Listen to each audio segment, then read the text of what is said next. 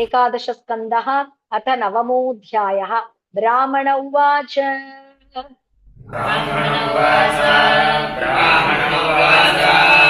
परिग्रहो हि दुःखाय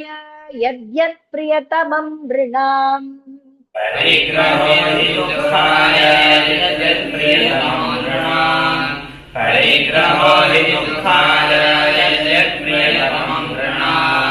अनन्तं सुखमाप्नोति तद्विद्वान् यस्त्वकिञ्चनः।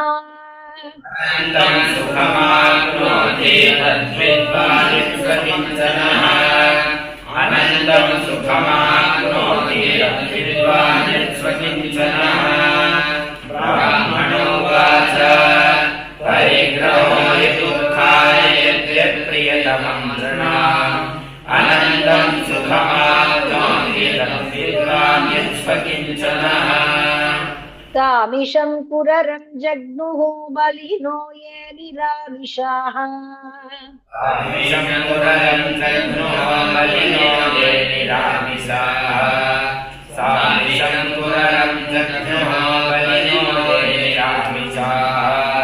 तदामिशं परित्यज्य स सुखं समविन्दत।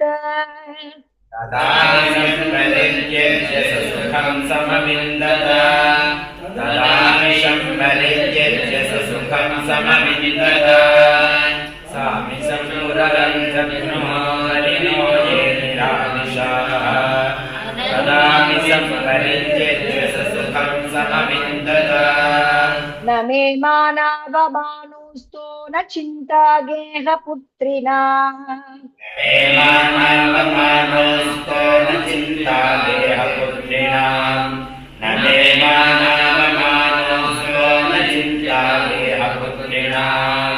आत्मक्रीडात्परतिः विचरामीह बालवत्।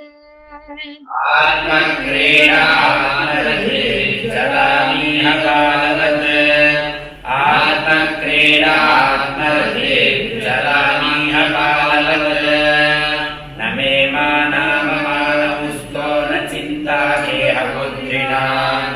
आत्मक्रीडात्परतिः चरामीह बालवत्। द्वावेव चिन्तया मुक्तौ परमानन्द आप्लुतौ।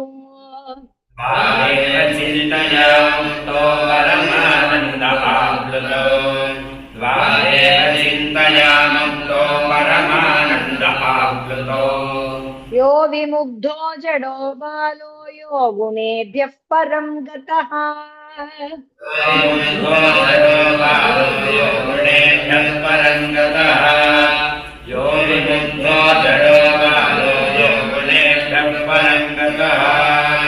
द्वावेव चिन्तया मुक्तो परमानन्द आप्लुतो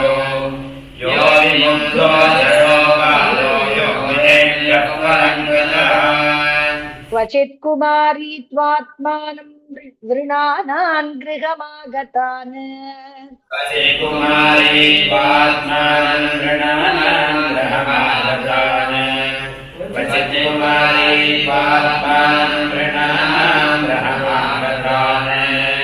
स्वयं तान् अर्हयामास क्वापि यातेषु बन्धुषु।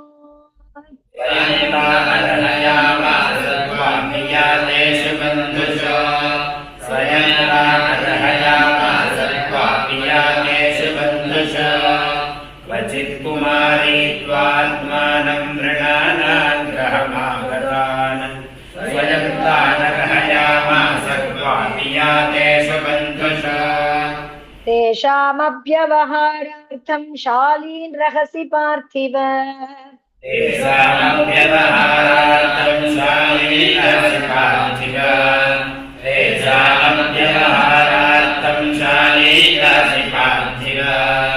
अवघ्नन्त्या प्रकोष्ठस्थाः चक्रुशङ्खास्वनं महत्। अवगधन्या प्रकोष्ठस्थाश्चतुष्टास्वनं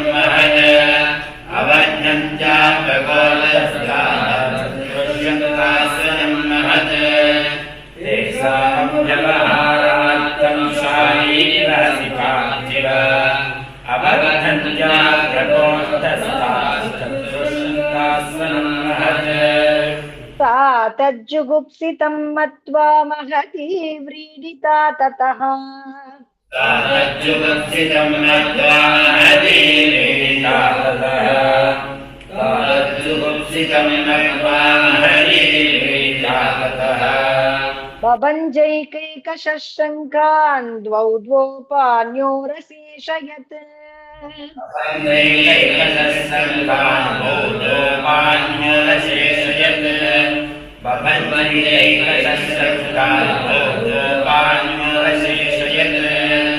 सा तज्जुगुप्सितं मत्वा महती व्रीडिता ततः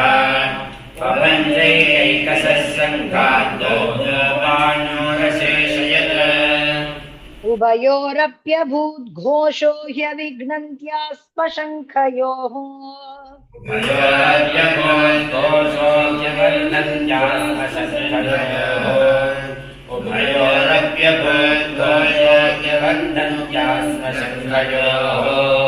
तत्राप्येकं निरविदद् एकस्नानाभवद्ध्वनिः तत्राप्येकं निरविददे तत्राप्येकं निरविददे उभयोरप्यभूद्घोषोऽयमध्नन्त्यास्म शङ्खयोः तत्राप्येकं निरविददे तस्मान्नाभवद्ध्वनिः अन्वशिक्षमिमं तस्या उपदेशमरिन्दम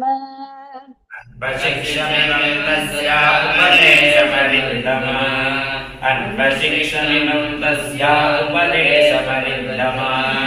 लोकान् अनुचरन्नेता लोकतत्त्वविवित्सया लोकाननुचरन्नेता लोकतत्त्वविवित्सया लोकाननुचरन्नेता लोकतत्त्वविवित्सया अन्वशिक्षमिमं तस्या उपदेशमरिन्दम लोकाननुचरन्नेता लोकतत्त्वविवित्सया वासे बहूनां कलहो भवेद्वार्ताद्वयोरपि वासे बहूनां कलहो भवेद्वार्ताद्वयोरपि वासे बहूनां कलहो भवेद्वार्ताद्वयोरपि एक एव चरे तस्मात् कुमार्या इव कङ्कणः एक एव चरे तस्मात् कुमार्या इव कङ्कणः एक एव चरे तस्मात् कुमार्या इव कङ्कणः वासे बहूनां कलहो भवेद्वार्ताद्वयोरपि एक एव चरे तस्मात् कुमार्या इव कङ्कणः मन एकत्र संयुज्याजितश्वासो जितासनः एकत्र संयुज्याजितश्वासो जितासनः मन एकत्र संयुज्याजितश्वासो जितासनः वैराग्याभ्यासयोगेन ध्रियमाणमतन्त्रितः वैराग्याभ्यासयोगेन ध्रियमाणमतन्त्रितः वैराग्याभ्यासयोगेन ध्रियमाणमतन्त्रितः मन एकत्र संयुज्याजितश्वासो जितासनः वैराग्याभ्यासयोगेन ध्रियमाणमतन्त्रितः यस्मिन्मनो लब्धपदं यदेतच्छनैः शनैः भुञ्जति कर्म रेणून् यस्मिन्मनो लब्धपदं यदेतच्छनैः शनैः भुञ्जति कर्म रेणून् यस्मिन्मनो लब्धपदं यदेतच्छनैः शनैः भुञ्जति कर्म रेणून् तत्त्वेन वृद्धेन रजस्तमश्च विदूय निर्वाणमुपैत्य निन्धनम् वृद्धेन रजस्तमश्च विदूय निर्वाणमुपैत्य निन्धनम् सत्त्वेन वृद्धेन रजस्तमश्च विदूय निर्वाणमुपैत्य निन्धनम् यस्मिन्मनो लब्धपदं यदेतच्छनैः शनैः भुञ्जति कर्म रेणुः सत्त्वेन वृद्धेन रजस्तमश्च विदूय निर्वाणमुपैत्य निन्धनम् तदैवमात्मन्यवरुद्धचित्तो न वेद किञ्चित् बहिरन्तरं वा तदेवान्यवरुद्धचित्तो न वेद किञ्चित् वैरन्तरं वा तदेव मान्यवरुद्धचित्तो न वेद किञ्चित् वैरन्तरं वा यथेषु कारो नृपतिं व्रजन्तं विशो गतात्मा न ददर्श पार्श्वे तेषु कालो नृपतिं व्रजन्तमिशो गतात्मानदर्शपार्श्वे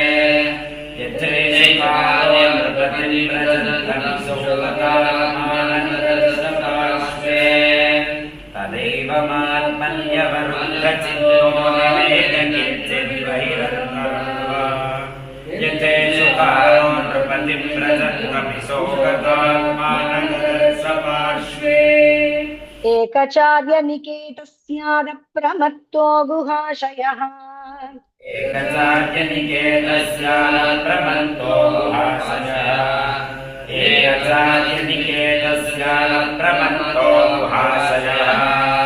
अलक्ष्यमान आचार्यैः मुनिरेकोल्पभाषणः अलक्ष्यमान आचार्यैः मुनिरेकोल्पभाषणः अलक्ष्यमान आचार्यैः मुनिरेकोल्पभाषणः एकचार्यनिकेतस्यादप्रमत्तो गुहाशयः अलक्ष्यमान आचार्यैः मुनिरेकोल्पभाषणः दृढारम्भोति दुःखाय विफलश्चाध्रुवात्मनः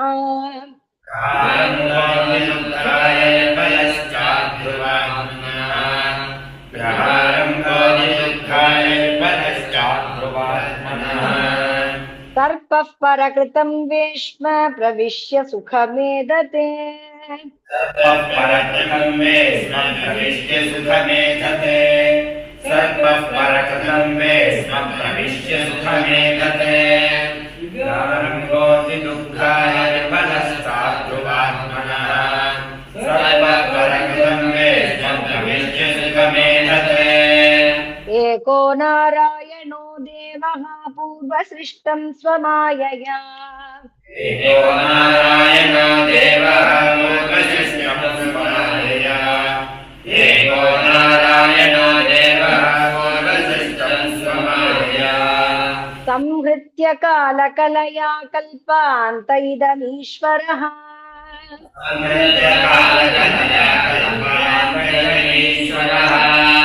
संहृत्य कालकलया कल्पान्त इदमीश्वरः एको नारायणो देवः पूर्वसृष्टं स्वमायया संहृत्य कालकलया कल्पान्त इदमीश्वरः एक एव अद्वितीयो भूतात्माधारोऽखिलाश्रयः एक एव अद्वितीयो एक एव अद्वितीयो भूतात्माधारोऽखिलाश्रयः कालेन आत्मानुभावेन साम्यं नीतासु शक्तिषु कालेन आत्मानुभावेन साम्यं नीतासु शक्तिषु कालेन आत्मानुभावेन साम्यं नीतासु शक्तिषु तत्त्वादिष्वादिपुरुषः प्रधानपुरुषेश्वरः सत्त्वादिष्वादिपुरुषः प्रधानपुरुषेश्वरः सत्त्वादिष्वादिपुरुषः प्रधानपुरुषेश्वरः एक एव अद्वितो यो भूत्वात्मादानपुरुषयः कालेन आत्मानुभावेन साम्यं नीतासु शक्तिषु सत्त्वादिष्वादिपुरुषः प्रधानपुरुषेश्वरः परावराणा परमास्ते कैवल्यसंहितः परावराणां परमास्ते कैवल्यसंहितः परावराणां परमास्ते कैवल्यसंहितः केवलानुभवानन्दसन्दोहो निरुपाधिकः केवलानुभवानन्दसन्दोहो निरुपाधिकः केवलानुभवानन्दसन्दोहो निरुपाधिकः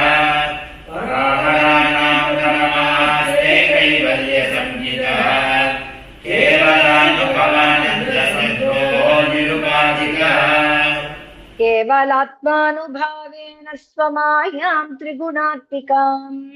केवलात्मानुभावेन स्वमायां त्रिगुणात्मिकाम् केवलात्मानुभावेन स्वमायां त्रिगुणात्मिकाम् संक्षोभयन् सृजत्यादूतया सूत्रमरिन्दम संशोभयन् सृजत्यादोदया सूत्रमरिन्दम संशोभयन् सृजत्यादोदया सूत्रमरिन्दम केवलात्मानुभावेन स्वमायां त्रिगुणात्मिकाम् संशोभयन् सृजत्यादोदया सूत्रमरिन्दम तावाहुः त्रिगुणव्यक्तिं सृजन्तीं विश्वतो मुखम् त्रिगुणं व्यक्तिं सृजन्ति विश्वतोमुखम् त्रिगुणं व्यक्तिं सृजन्ति विश्वतोमुखम्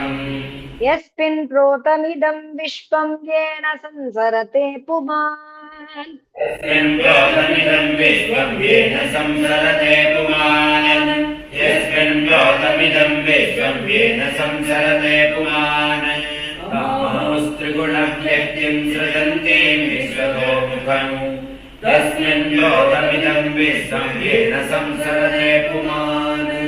यतोर्दनाभिहृदयादूर्णां सन्तत्यवक्त्रतः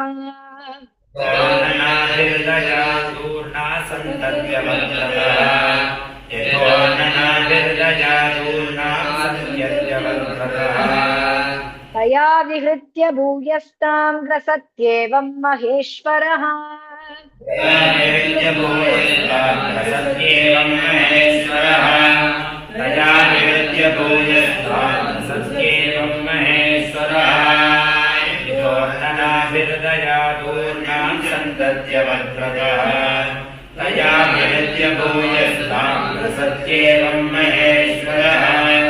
यत्र यत्र मनो देहि धारये सकलं धिया यत्र मनो देहि धारये सकलं धिया यत्र यत्र मनो देहि धारये सकलं धिया स्नेहाद्वेषाद् भयाद्वापि याति तत्तत्स्वरूपताम्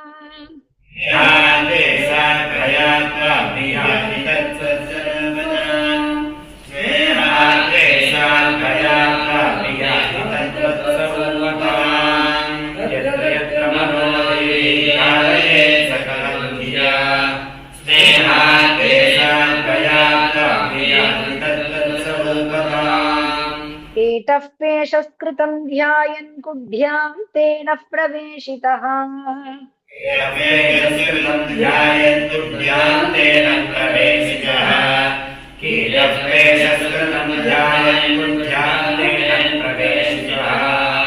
याति तत्सात्पतां राजन् पूर्वरूपमसन्त्यजन्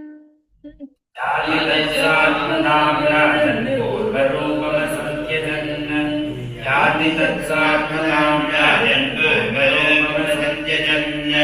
कीटः पेशस्कृतं ध्यायन् कुढ्यां तेन प्रवेशितः याति तत्सात्मतां राजन् पूर्वरूपमसन्त्यजन् एवं गुरुभ्य एतेभ्य एषा मे शिक्षिता मतिः एवं गुरुभ्येतेभ्य मे शिक्षिता मतिः एवं गुरुभ्येतेभ्य मे शिक्षिता मतिः स्वात्मोपशिक्षिता बुद्धिं शृणु मे वदतः प्रभो स्वात्मोपशिक्षितां बुद्धिं शृणु मे वदतः प्रभो स्वात्मोपशिक्षितां बुद्धिं शृणु मे वदतः प्रभो एवं गुरुभ्येतेभ्य मे शिक्षिता मतिः स्वात्मोपशिक्षितां बुद्धिं शृणु मे वदतः प्रभो देहो गुरुर्मम विरक्ति विवेक हेतुः देहो गुरुर्मम विरक्ति विवेक हेतुः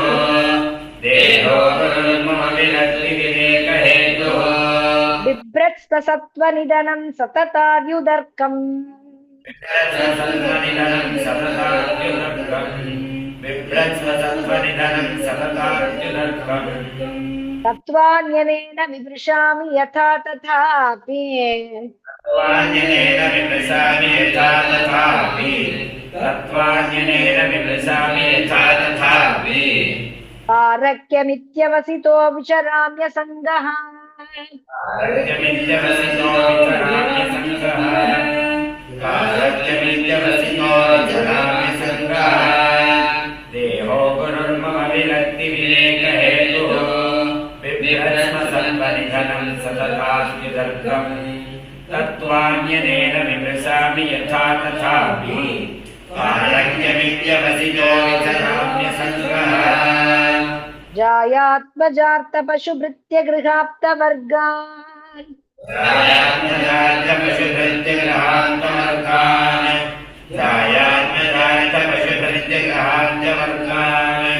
पुष्टाति यत्प्रियचिकीर्षुतया वितन्वन्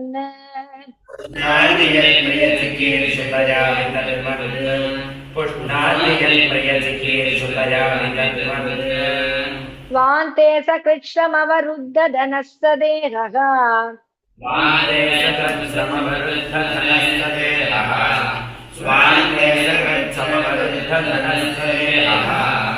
दृष्ट्वास्य बीजमवसीदति वृक्षधर्मा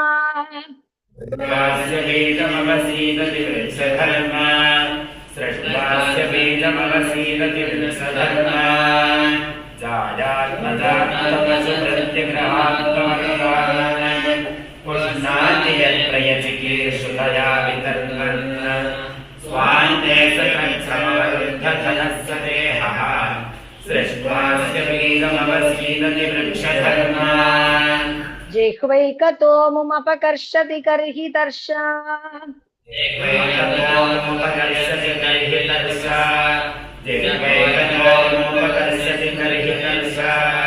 शिष्णोऽन्यतस्त्वगुदरं श्रवणं कुतश्चित्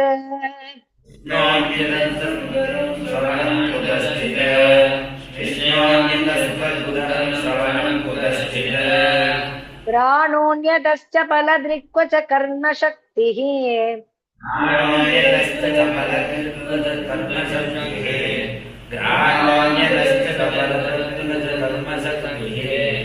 भक्ष्यः सपत्य इव गेहपतिं लुनन्ति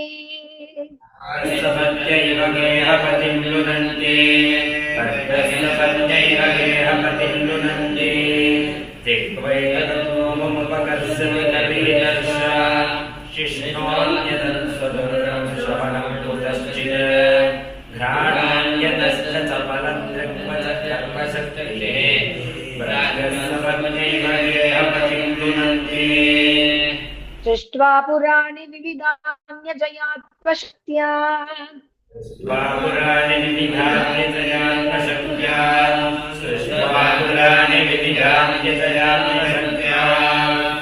वृक्षान् सरीसृपपशूङ्खकदंशमत्स्यान्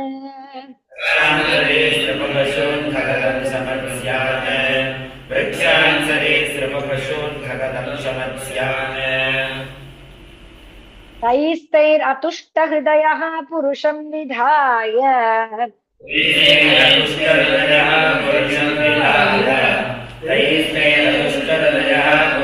विधाय ब्रह्मावलोकदिशनं मुदमापदेवः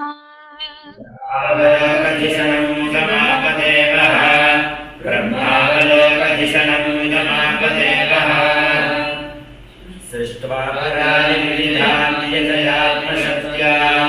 वृक्षान् सरीसृपपशून्खगदंशमत्स्यान् तैस्तैरतुष्टहृदयः पुरुषं विधाय ब्रह्मावलोकधिषणं मुदमापदेवः लब्ध्वा सुदुर्लभमिदं बहु सम्भवान्ते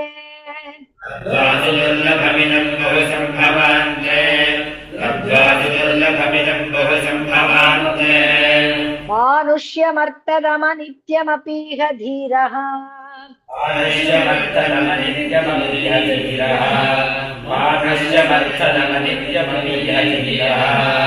पूर्णं यतेतन पदेदनु मृत्यु यावत्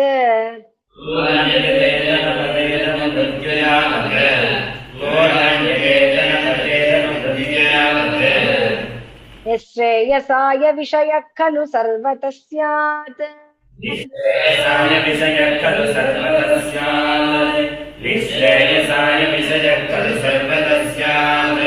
लब्ध्वा सुदुर्लभमिदं बहु सम्भवान्ते मानुष्यतच्छलमनित्यममीह धीरः पूर्णं यतेन पदेन मृत्युयावत् निःश्रेयसाय विषयः खलु सर्वतः स्यात् एवं सञ्जात वैराग्यो विज्ञानालोक आत्मनि एवं सञ्जात वैराग्यो विज्ञानालोकात्मनि एवं सञ्जात वैराग्यो विज्ञानालोकात्मनि विचरामि महीमेता मुक्तसङ्गो नहं कृतिः मुक्तसङ्गो नहं कृतिः विचरामि महीमेता मुक्तसङ्गो नहं कृतिः एवं सञ्जात वैराग्यो विज्ञानालोकात्मनि विचरामि महीमेता मुक्तसङ्गो नहं कृतिः न हि एकस्मात् गुरो ज्ञानं सुस्थिरं स्यात् सुपुष्कलम् एकस्मात् गुरो ज्ञानं सुस्थिरं स्यात् सुपुष्कलम् एकस्मात् गुरो ज्ञानं सुस्थिरं स्यात् सुपुष्कलम् ब्रह्मैतदद्वितीयं वै गीयते बहुदर्शिभिः ब्रह्मैतद्वितीयं वै गीयते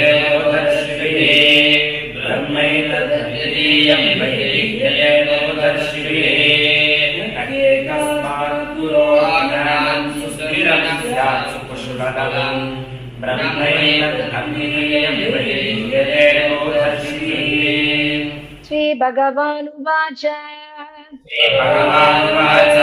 श्रीभगवानुवाच इत्युक्त्वा स यदुं विप्रः तमामन्त्र्य गभीरधीः इत्युक्त्वा स यदुं विप्रः तमामन्त्रगभीरधीः इत्युक्त्वा स यदुं विप्रः तमामन्त्रगभीरधीः वन्दितोऽभ्यर्थितो राज्ञाय यो प्रीतो यथागतम् वन्दितोऽभ्यर्थितो राज्ञाय यो प्रीतो यथागतम् वन्दितोऽभ्यर्थितो राज्ञाय यो प्रीतो यथागतम् श्रीभगवानुवाच इत्युक्त्वा स यदुं विप्रः तमामन्त्रगभीरधीः वन्दितोऽभ्यर्थितो राज्ञाय यो प्रीतो यथागतम्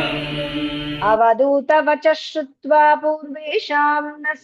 पूर्वजः अवधूतवचः श्रुत्वा पूर्वेषां नः स पूर्वजः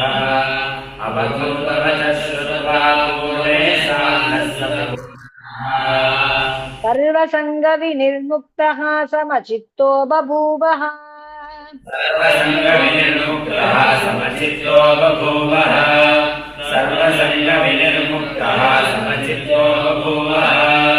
अवधूतवचः श्रुत्वा पूर्वेषां नः स पूर्वजः सर्वसङ्गविनिर्मुक्तः समचित्तो बभूवः इति श्रीमद्भागवते महापुराणे पारमहंस्यां संहितायाम् एकादशस्कन्धे नवमोऽध्यायः श्रीमद्भागवते महापुराणे पारमहंस्यां संहितायाम् एकादशस्कन्धे नवमोऽध्यायः इति श्रीमद्भागवते महापुराणे पारमहंस्यां संहितायाम्